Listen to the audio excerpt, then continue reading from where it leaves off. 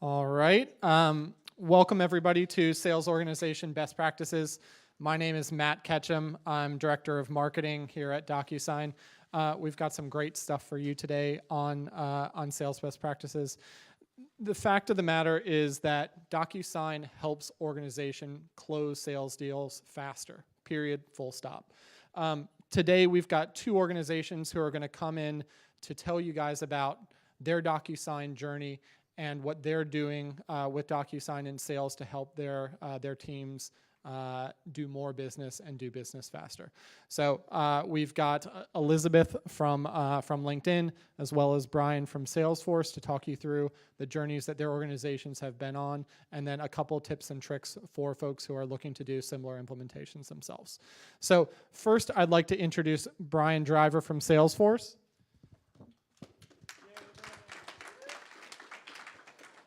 Brian is the product manager for e-commerce systems at Salesforce.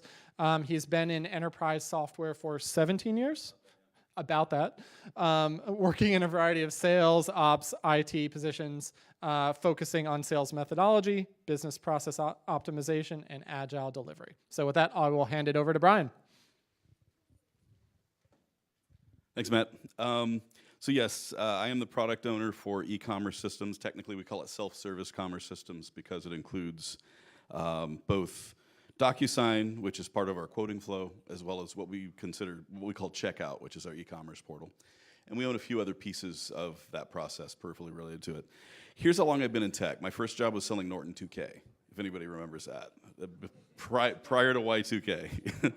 So that was my very first tech job with Symantec. So I was with Symantec as a sales rep for about 6 years and in sales ops for 6 years. So I've got a familiarity with sales process. And for the last 3 years, I've been with Salesforce managing the self-service commerce systems. First things first, if you've ever been to Dreamforce, this is our safe harbor statement. You know it, you love it. You can look it up on our website. Basically, it means that buy Salesforce for the awesome product, not for anything we're going to talk about today in terms of process. And this is all going to be internal process. Although I'm a product owner, I'm in IT. So I build internal tools and process. I don't actually manage any products we sell to customers, but we're more than happy to talk to you about how to implement the things that we're doing today. So before I dive into these numbers, actually, I just should give you a picture of what we use DocuSign for at Salesforce. We use it for sales process, but we also use it for HR. We use it for offer letters. Something like 90% of our offer letters are accepted through DocuSign. We use it for comp plan acceptance in sales. I think 99% of our comp plans are accepted through DocuSign.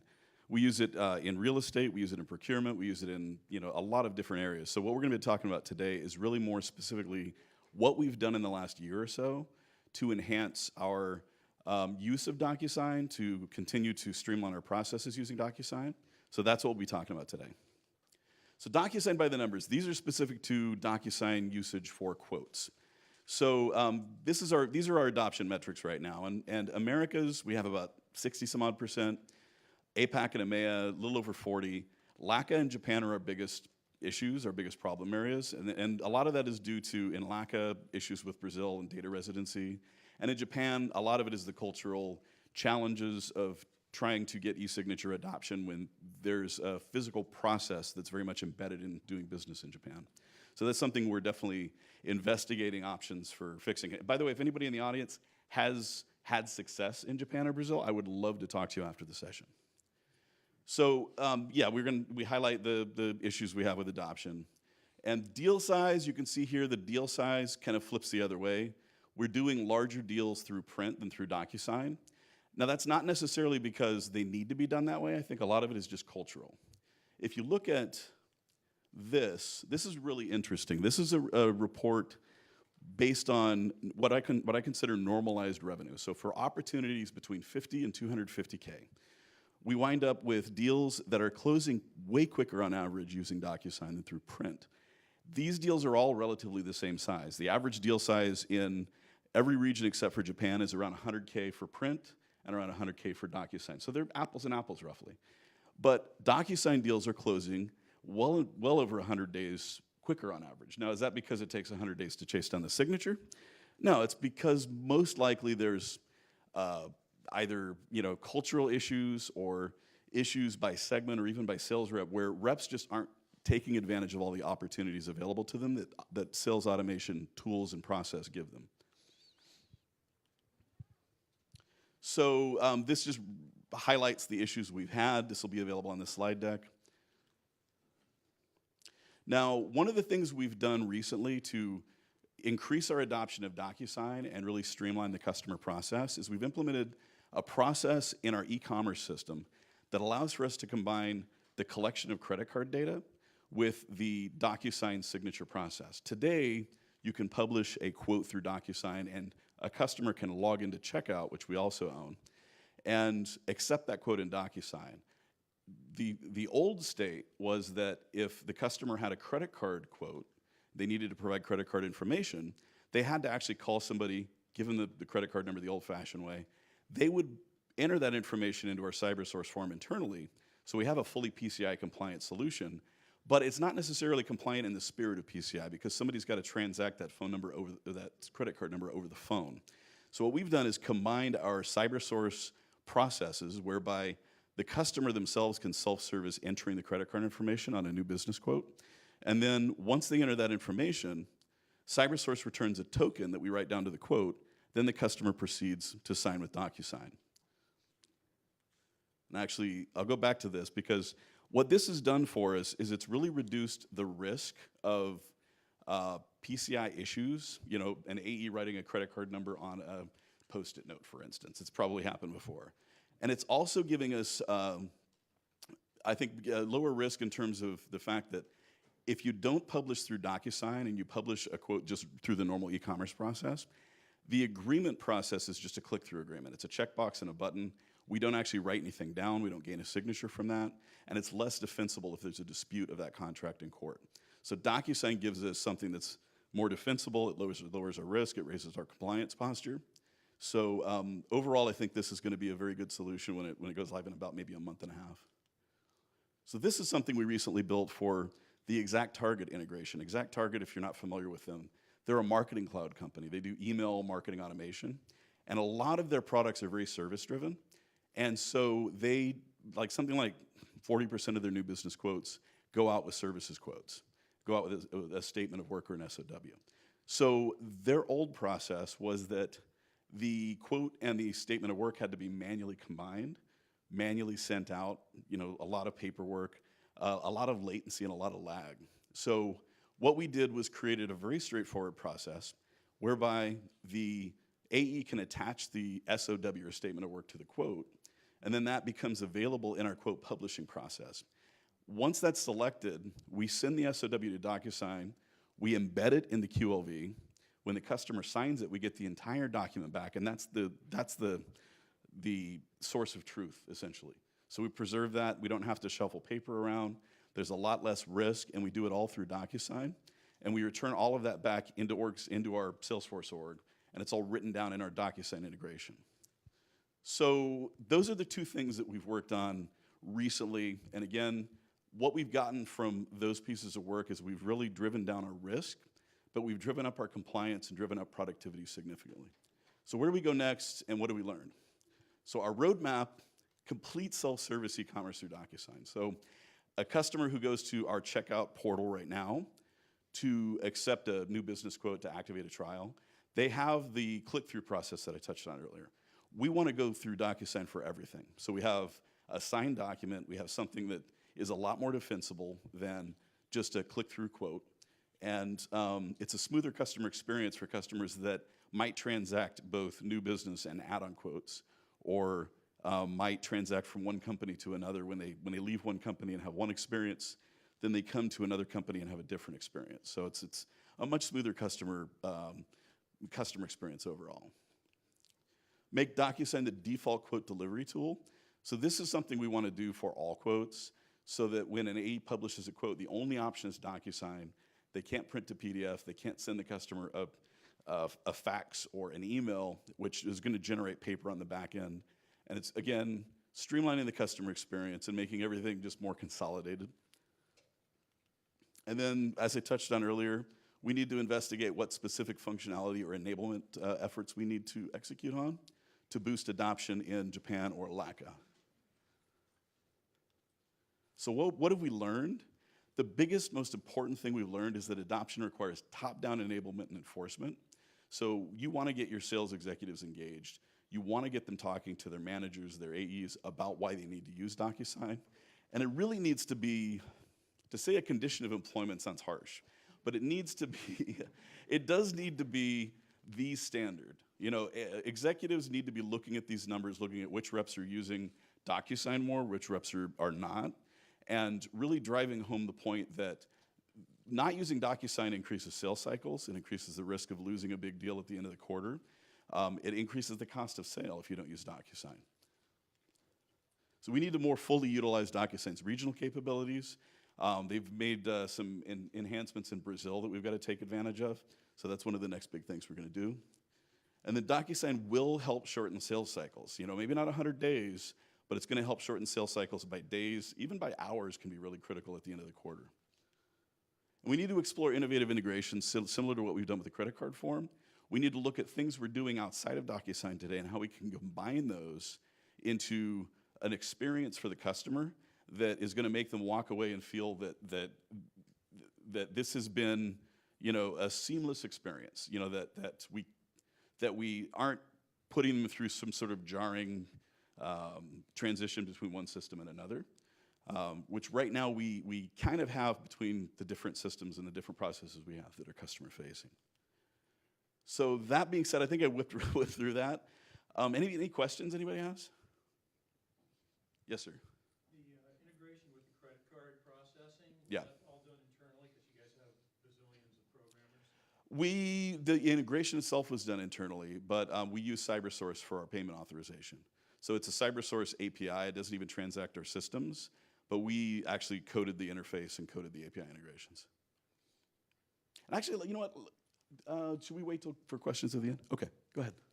So talking about the SOW and quote Yes. merging, so is the quote obviously generated from within Salesforce application? Yes. SOW, what was the origin of that? Is that also generated in Salesforce, or is that another application you had to merge the two documents on its way to DocuSign? Currently, those are manually generated. Our plans, and this is not something our team's working on, but our plans are to utilize our Aptus integration to automate the creation of statements of work through like special terms and things like that. So we use Aptus for our quoting as well as for our agreements. So that's another area where we can explore how to utilize these two different vendors' processes and tools to create a more seamless experience. If I could follow on. Sure. So I saw the PDF look like it was an attachment to the opportunity. Yes. In your screenshot. So basically, you're taking that attachment, taking the generated quote with Salesforce, merging them, and then sending it through to DocuSign, putting in the DocuSign envelope. That's correct. And the document we get back from DocuSign once it's signed is the entire document with the SOW as an addendum. So it's not two attachments, it's one single one. That was quite a bit of custom API work that we did, so anybody who'd like to know how we did it, I can introduce you to our devs. Yes, ma'am. First, I have to say I loved your quote about DocuSign being a condition of employment because I'm trying to get my salespeople to use DocuSign for Salesforce all the time. So with that said, do you have any additional insight as to how you actually drove additional adoption for having them use that system? That's the challenge we're facing right now. We currently give AEs the option to print to PDF without any conditions whatsoever. We have no thresholds around that or anything. So our revenue ops VP, who's probably our biggest sponsor in the executive suite, her name's Meredith Schmidt. She has mandated that we switch over to DocuSign for everything. And if for some reason a customer has a compelling need to print to PDF, they utilize DocuSign's capabilities and just deal with the watermark. You know, we have some corner cases where we might have, you know, competitors of DocuSign or business partners. We do business with them, even though we love DocuSign, that might not want that watermark. And frankly, you know, we have mechanisms, you know, and workarounds for that. So that's the plan going forward. In the next 6 months, we want to eliminate all PDF publishing altogether. Great. All right. Thanks.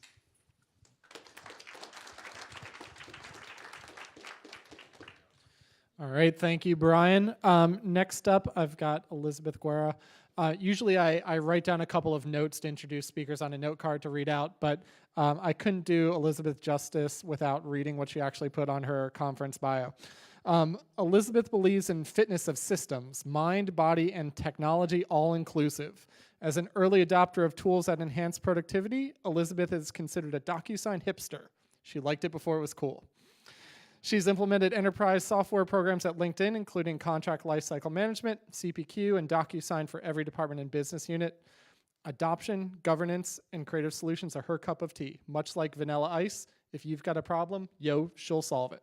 She can be found, of course, on LinkedIn. Elizabeth? Hi. Let's see if I can make this thing go forward. All right.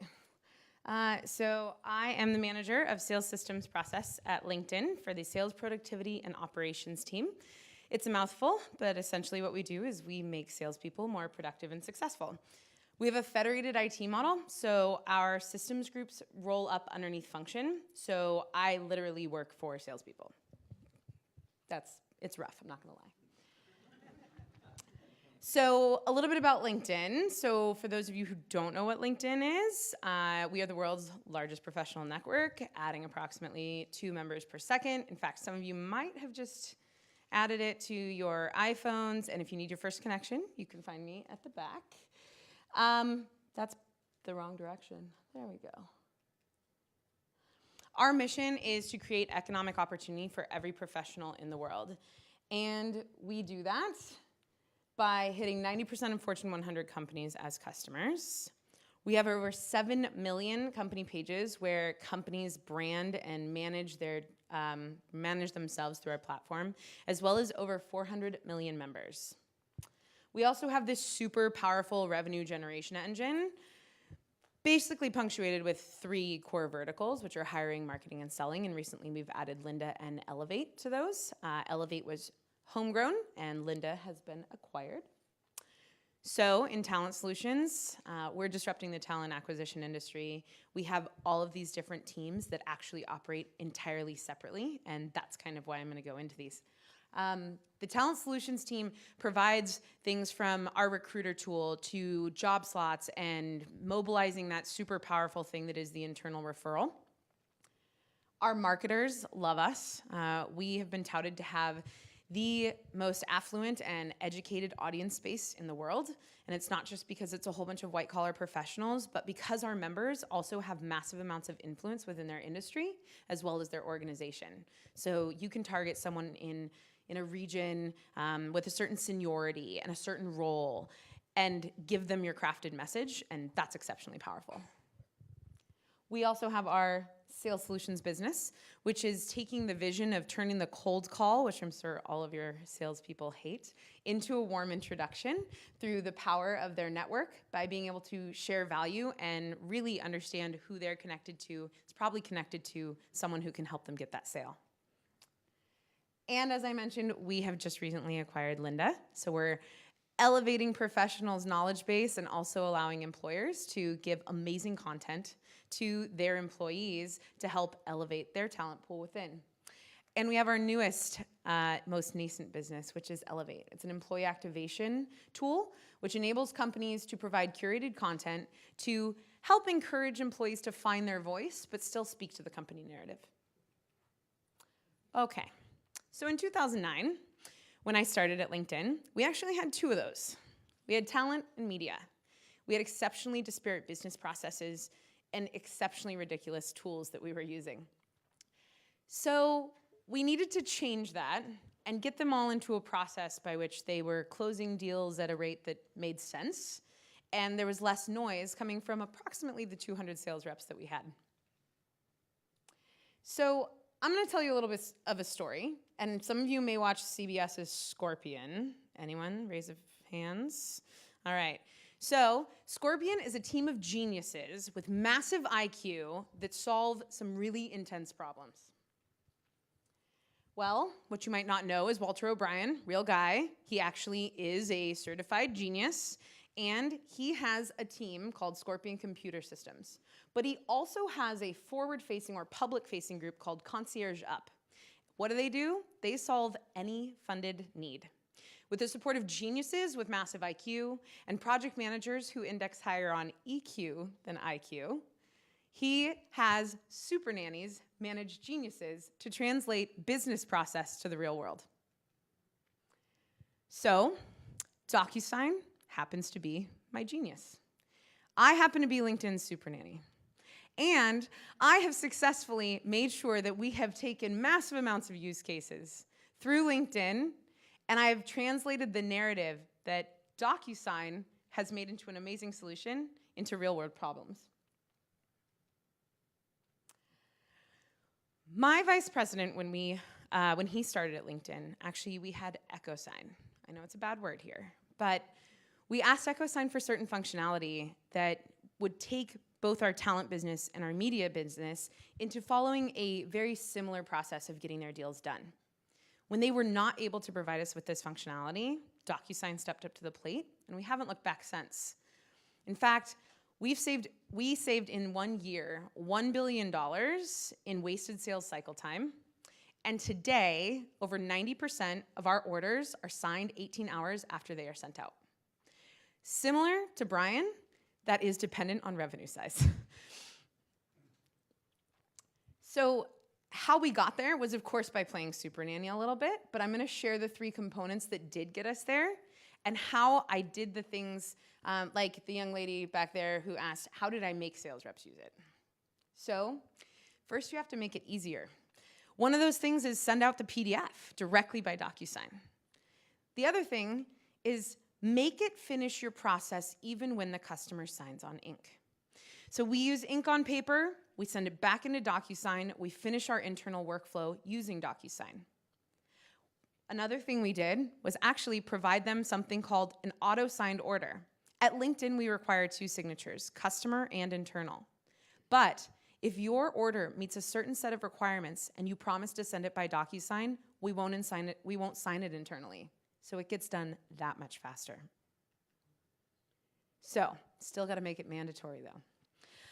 There's 2 types of mandatory internal and mandatory external. Realistically, there's governments, cultures, a whole bunch of things that will keep you from making it mandatory across the board. But when we got started, I turned what I call Italian guilt into a mandate. I would ask every sales rep who had under 25% usage at the end of the quarter, why? And it turns out they didn't really have a good reason, so I guilted them into using it. Next, you gotta show them value.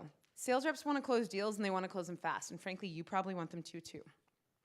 So, when you can tell a sales rep that the reps who are using DocuSign are closing their deals 3 times faster and able to get them back in the day or the quarter they wanted to, that value speaks for itself. But we didn't stop there.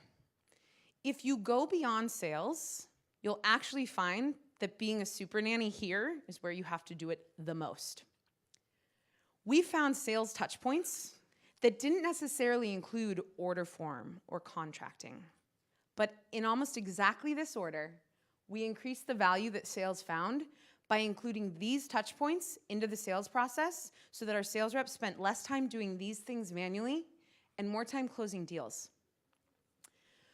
We took our sales order forms, we then turned it into comp plans, personnel action forms, and comp plans included the finance team, so finance people started to touch it.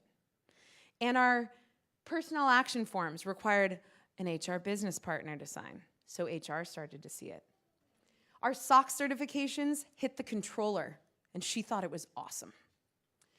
Our NDAs worked for legal and for marketing and for anyone else who we didn't want to talk about our stuff. In procurement and with other legal agreements, we too have Apttus, and we also use it for sending out all of our legal contracts. We also do vendor onboarding. We've done member-facing forms, including content permissions, trust and safety, changes to member profiles. And so now, everyone at the company who started touching it because sales did wanted to continue to touch it. My mandate was pretty clear. I don't know if any of you know Brian Frank, but he's very clear with everything. He said, go find people who want to use DocuSign and you put it in their process. And some of you may know the quote from Henry Ford. You ask your customer what they want and they'll tell you a faster horse.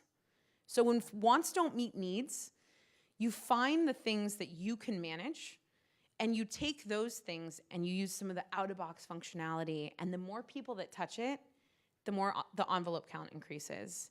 And then the more the envelope count increases, the more people touch it. So funded needs did not need to be something I sought out. They started to come to me. In fact, our member-facing forms team had 24 specific forms that we migrated into Power Forms, and we integrated using email to case to the customer success tool.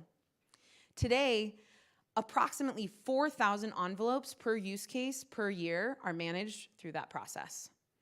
She found out about it by using an NDA, which she found on our intranet. She went on, clicked a link, put in her vendor's name, shot it off to them, got it back in 5 minutes, called legal and asked if they needed a copy of it, and they said no, because they already had one. You can see why she wanted to do it the easy way. So how do you keep up the momentum? Totally cliche, please enjoy it. Turns out you don't need a genius to figure out DocuSign. There's actually a lot of geniuses in this room that you can share some of that knowledge with, and you probably don't need a super nanny either, although I am still gonna be at the back later. If you wanna find me, I can be a super nanny for you too. But to recap, some best practices: measure and communicate the value. On that first use case, it is the most important. Look at your baseline. Figure out where you want to be. See if you're directionally sound, and then actually communicate it back to your stakeholders. Time saved, faster deals coming in, days sales outstanding reduced, less documents not in good order. Now, when you empower your sales org, you don't use the, oh, your documents are not in good order kind of thing. You say, you just got nag factor.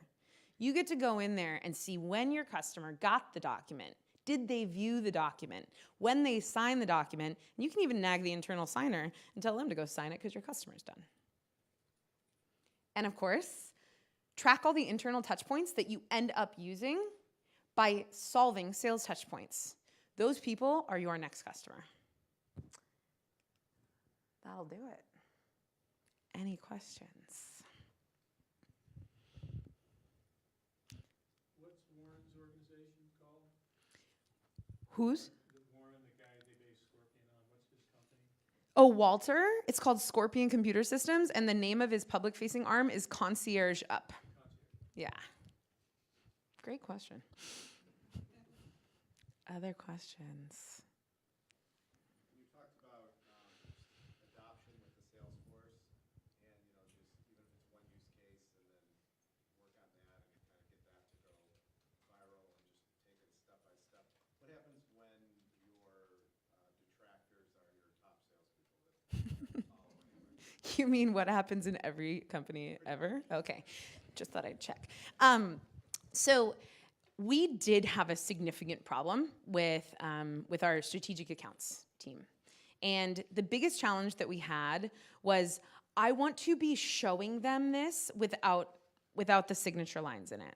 And I said, well, that's fine. You can make a quote with no signature lines in it. Yeah, but then they just want to sign it. So can I not have the DocuSign lines on there but still have the signature block there? And then you use the guilt, right? Why do you want to do this? Well, it's so painful for them to do this. So I went with them to their customer. Can't always do that. But I went with them to their customer. And it actually turns out one of those customers was HP, who had just bought DocuSign. And I asked why they wouldn't sign with DocuSign. And they said, actually, we do want to, but we want to use ours. And I found out I'm okay with that. That's okay with me. But it's gonna happen.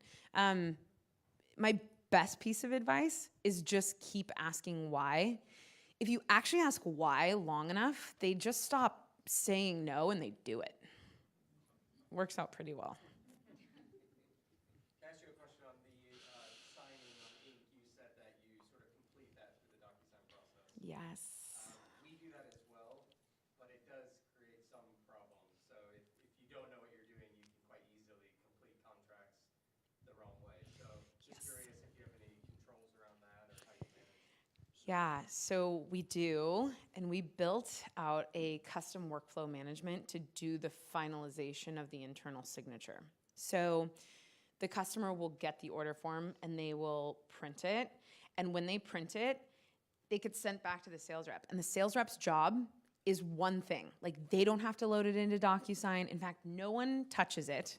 It goes into an email. And if they put the contract number that's assigned to that in the subject line, and they send it to what we call DS Auto, it's an internal email alias, we've built code in the back end to go and look at the actual opportunity that contract is related to. It will attach it into DocuSign, and it gets sent to our revenue team, and it has a note to the revenue team that says, this was what's signed, please spend extra time signing. So like, we tell the revenue team, right? So, I mean, we kind of pass the buck a little bit, but they'll do it. So, so they actually spend extra time because it was a wet signature. Like, we call out in big red text, hey, this was wet signed, do double checks on things like customer filled in fields. And so those ones that get then voided by our revenue team don't go straight back to the customer with the void. It only goes back to the sales rep, since they were the one who through email initiated it. And then it's their job to explain to the customer why their document's not in good order. It does encourage them to meet their customers not do ink signatures, because they don't want to have a deal not go through close one. How many LinkedIn sellers do you have locally? Like salespeople? Quota-carrying sales. Quota-carrying salespeople. Across all 5 lines of business, about 4,700. Yeah, so in 2009, we had 200 sales reps. There was about 50 in marketing solutions and 150 in talent solutions. And then a few years later, we ended up with like 3,000 all of a sudden, which was like bizarre. But we had built it in, so that rollout was a lot easier. We now, when we build any new sales process, because we're very verticalized in our sales and only strategic people can sell across the entire scope of the portfolio, every process that we start, there's 3 core pieces that you will get. You get our standard opportunity process, you get our standard signature process, and you get our standard renewal process. So even when a new business line spins up, like Elevate did, we basically gave them this, prepackaged, here's an opportunity signature and renewal process. Now what do you want? So no one can not use it, and that's part of the make it mandatory. Absolutely. Can I ask you one more? Sure. You mentioned some of the other groups that as they started, everyone's basically now using it. But I presume many of those groups weren't a Salesforce user. So Right. how did you, I guess, get them into that process? Because we're looking at doing a similar thing, and the first objection is always, well, we don't use those tools. Right. So it's now about we're trying to look at how to connect to their workflow where they're at. Out-of-the-box functionality is super powerful. So when you can, and because those signers don't even need accounts on DocuSign, you actually just make them a signing function in some of those processes. So for example, personnel action forms. From within Salesforce, a manager would fill out all the stuff they wanted to change about the rep. It would go and populate this form, and it would kick off the workflow. And we had a manage address or manage recipients process within it. And we made sure that the entire workflow was blown out based on the type of change the manager wanted to do. It would then hit someone as a signer in HR and a signer in finance, and all they had to do was click through the email. So they started to touch it and see it go faster. And what they really liked is they didn't have a stack of personnel action forms on their desk to sign anymore that they had to find inter-office mail, which actually has never existed in LinkedIn, so to get it back to someone. So it just kind of created that desire to continue to use it. If you want more examples, I can tell you, but power forms are a super easy way to have no one need a license to everything or anything. Cool.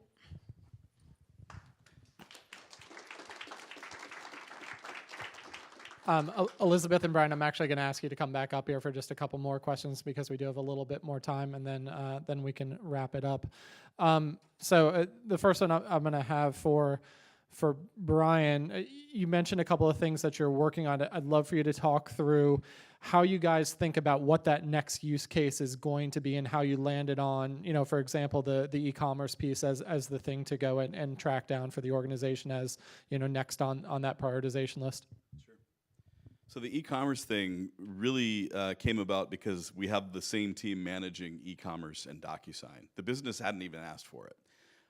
Once we started talking with the business about the risks we were facing going through the click-through process, the non-DocuSign process, which does allow for capture of credit card, versus going through DocuSign, which did not, and we explained to them, if we put a little bit of effort in here, I think it took like 4 sprints, we can actually mitigate all of that risk and give AEs even more reason to publish through DocuSign since they don't have to touch the credit card. And it made total sense. Light bulbs went off. So a lot of this, the interesting thing about Salesforce is we have an IT group that works a lot like sales ops, like I'm used to working when I was in sales ops. So, we're ideating a lot, even without business cases. And then we bring those to the business and propose, hey, maybe we make this change, and if it sells, you do it, and if it doesn't, you go back to the drawing board. So a lot of these changes to DocuSign have come about as a result of discussions between IT and the back office business folks, and not necessarily sales. As I mentioned, Meredith Schmidt, she's our revenue operations VP, so she handles all of the finance commerce systems on the back end, but she's been one of the biggest sources of enhancements and requests for our DocuSign backlog in the whole company. And she's completely separated from the frontline sales process. Thank you. And Elizabeth, along similar lines, you listed an impressive list of use cases that you guys have gone through and implemented. I'd be interested to know how you guys chose each of those to go and work on. I understand you've got folks knocking on your door to say, we want this, but you've got limited resources to go and deploy. How do you decide what's the next thing to go and tackle? As a project manager through and through, we ask them first what their measures of success are. And we want to understand the use case. So what's your business problem? What's the business case? What are the measures of success going to be? And my favorite question, when do you want to go live? Which is always yesterday. So when we look through those and we kind of stack rank them, we look at impact. And when we first started, we actually looked at impact based on who else it would touch who wasn't already touching DocuSign. So someone who may have an impact that was, we're going to save 3 minutes per customer success rep. Well, those were going to touch members, which is valuable, exceptionally valuable. But in that scenario, we may have actually stack ranked higher something that was going to say, I'm going to have 6 internal signers, because it created that drive to use the tool. And that's when we were then able to say, okay, now we'll do everything. But we really focus on a very CSA-like model where we built a governance and an internal training site where if someone asks and say, hey, I want to use this use case, we look through the use case, we put it into our development org, so into the demo org, we show them how it's going to work, and then we actually tell them, go into the demo org, play around with it, learn it, go see this training site. Once you're fully ready, we'll do 1 test and we'll dump it into production. So I've gotten out of the business of building new use cases, and the only time I get exceptionally involved is when it turns into a potential integration use case. All right, thank you. To kind of wrap things up with you guys, I'd love for you to give, if you had one thought to leave the assembled group with in terms of how they should be thinking about their DocuSign journey and what they should be doing next, what would it be? And I'll start with you, Elizabeth. I would have to say, as far as sales goes, they're a river, right? Like, you give them the path of least resistance, they will flow right down it. So if you literally punctuate the end of a contract generation process, whatever your process may be, we use DrawLoop, we use XAuthor, we use for all these different things, right? We have all sorts of different how you can make it, but right once it's made, it says, would you like to send by DocuSign? That button's there. Download takes 5 clicks. Send by DocuSign takes 1. So just make it easy, and the river will follow. I would echo Elizabeth comments. The challenge we've had is that DocuSign came in quite late, you know, in our maturity, you know, in our corporate history, and you know what you've spoken to about the the more strategic AEs being a bit more reluctant. We've run into a lot of that friction and resistance. So the suggestion I would have, as I touched on earlier, executive sponsorship and engagement frequently, often, aggressively, is really, really important to any tools adoption or processes adoption, but most importantly with DocuSign, because it's such a, as a former sales rep, that signature, it's a visceral thing for an AE. You know, when they get that signature, they don't want anything, they don't want to mess around with that. They want to be able to do what they are familiar with. You know, they want to be able to get that signature in a way in which they're familiar. So if we're asking them to change, we're going to need somebody to tell them from the top, and we're going to need to have a very aggressive enablement program, which we're going to have to do when we standardize on DocuSign across the board. So yeah, that's the key, I think, when you try to get your sales group to adopt DocuSign across the board. All right, thank you guys. One more round of applause. So thank you guys for coming out for the session. One last thing that I'm going to ask you to do, if you've got the mobile app on your phones, go and fill out your ratings for this session. We want to know what we're doing, what we can do to do better, what we did do well that you'd want us to go and repeat. So we do read those. We do want your feedback. My boss is going to read those. I want a good review. In terms of the rest of the day, back in the auditorium with the main stage, we've got the Chief Digital Officer from the Bill and Melinda Gates Foundation talking about taking DocuSign to create a digital revolution across the nonprofit space. Some really great stuff there. And then we'll wrap up for the day. So thanks much, and hope you enjoy the rest of your momentum.